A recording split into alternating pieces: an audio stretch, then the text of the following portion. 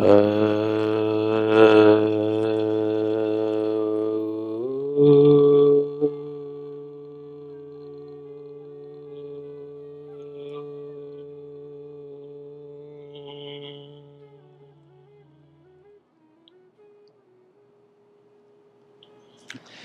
मेरे बहुत ही प्रिय और बेहद सम्मानित साथियों, हृदय की असीम गहराइयों से अभिनंदन, बहुत बहुत हार्दिक स्वागत।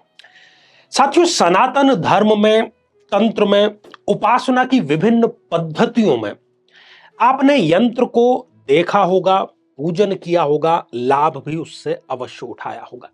तो ये जो विभिन्न प्रकार की ज्यामितीय, ज्योमेट्रिक जो स्थितियां हैं, उसको मिलाकर के यंत्र का निर्माण किया जाता है, विशेष मुहूर्त में किया जाता है, उसमें प्राण प्रतिष्ठा और अभिमंत्रणा की जाती है। तो आखिर उस यंत्र में शक्ति आती कहां से है, ये एक जिज्ञासा का प्रश्न है। और आप लोगों के कमेंट्स में भी इस प्रकार के कई प्रश्न आए थे, इसलिए इस एपिसोड में हम ये जानने का प्रयास करेंगे कि ये जो विभिन्न प्रकार की, कई बार आपने देखा होगा कि त्रिभुज बना होता है, कई बार वृत्त सर्कल बना होता है, कई बार बिंदु कोई पॉइंट बना रहता है या कोई वर्ग बना रहता है, इन सब से मिलकर के ही विभिन्न प्रकार के सामंजस्य से यंत्र का निर्माण होता है। और कई प्रकार के यंत्र हैं, और आने वाले एपिसोड में हम जो महत्वपूर्ण यंत्र हैं उनकी स्थितियां, उसका स्वरूप समझने का प्रयास करेंगे। आज हम यंत्र के बारे में जानेंगे। साथियों, जैसे हमारा ये जो मानव देह है, इसमें ये बाहर जो पंचभूतों से बनी हुई जो भौतिक शरीर है, ये स्थूल रूप है, हम इसको शरीर कहते हैं। और हमारे अंदर जो चेतना है उसको हम आत्मा कहते हैं।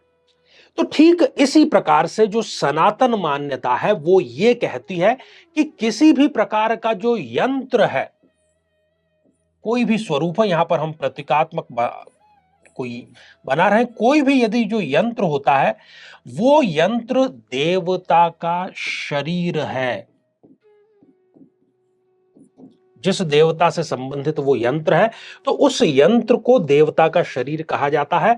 और उससे संबंधित जो मंत्र होता है, उस मंत्र को उस देवता, उस देवी, उस उपास्य का आत्मा कहा जाता है।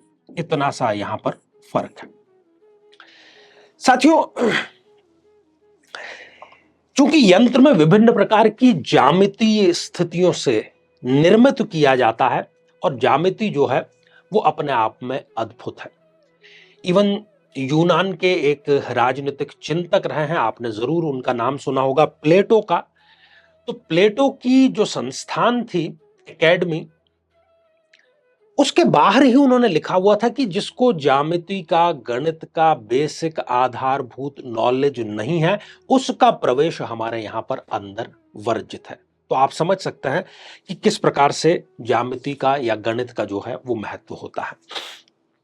और प्रतीकात्मक सारी चीजें हमारे यहां पर प्रतीकात्मक है। आप देखिए कि प्रथम पूज्य जो गणेश जी हैं, उनका सिर जो है वो बड़ा इसलिए है क्योंकि वो बुद्धि के अधिपति हैं, और बड़ा सर होना बड़ी बुद्धि का वहां पर प्रतीक है। और पूरा का पूरा जो शिव परिवार है वो तो सामंजस्य का प्रतीक है ही।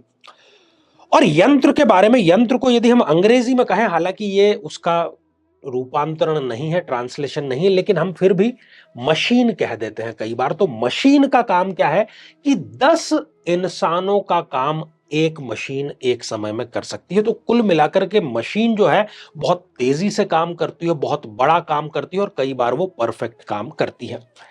तो ठीक वैसा ही यंत्रों के साथ में भी है साथियों।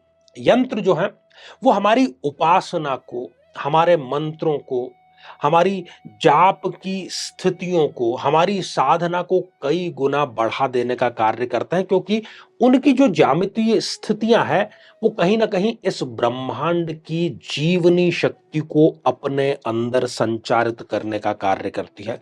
यंत्र के माध्यम से हम अपने काम, क्रोध और जितने भी नकारात्मक विकार हैं उनको नियंत्रित करने का कार्य करते हैं साथियों। और कहा भी गया है कि यत पिंडे तत् ब्रह्मांड, हर एक मनुष्य अपने अंदर पूरा का पूरा ब्रह्मांड लेकर के घूम रहा है, इसमें कोई भी दो राय नहीं है साथियों। वैसे तो कई प्रकार की स्थितियां, आकृतियां, स्वरूप यंत्रों के होते हैं। यहां पर हम मुख्य मुख्य जो है उसको देख लेते हैं।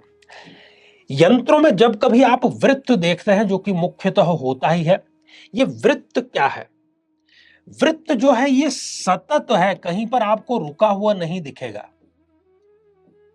सतत चल रहा है, इसका कोई ओर या छोर नहीं है। तो वृत्त का होना गतिशीलता का द्योतक है, चलते रहना। और संसार में हो क्या रहा है, जितनी भी चीजें हैं, वनस्पतियां हैं, जीव जंतु हैं, सब इस जन्म को ले रहे हैं, अगले जन्म में पहुंच रहे हैं। पंच महाभूत, सजीव निर्जीव, हर चीज में गतिशीलता है, प्रगतिशीलता है, परिवर्तन है, सततता है, कंटिन्यूटी है। तो वृत्त जो है वो कंटिन्यूटी का प्रतीक होता है। जब कभी भी आप वर्ग देखते हैं साथियों,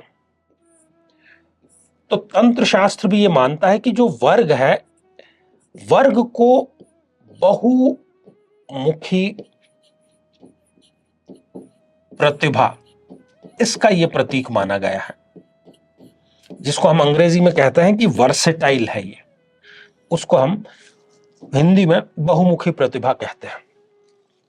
जब भी आप देखते हैं कि त्रिभुज का इस्तेमाल होता है, और त्रिभुज यंत्रों में दो प्रकार का होता है, एक प्रकार का सीधा, इसमें देखिए कि इस त्रिभुज का जो मुख है वो ऊपर की ओर अभिमुख है। और जब आपने अग्नि को, आग को यदि प्रज्वलित होते हुए देखा है, तो अग्नि की जो शिखाएं हैं कभी नीचे की तरफ नहीं जाती।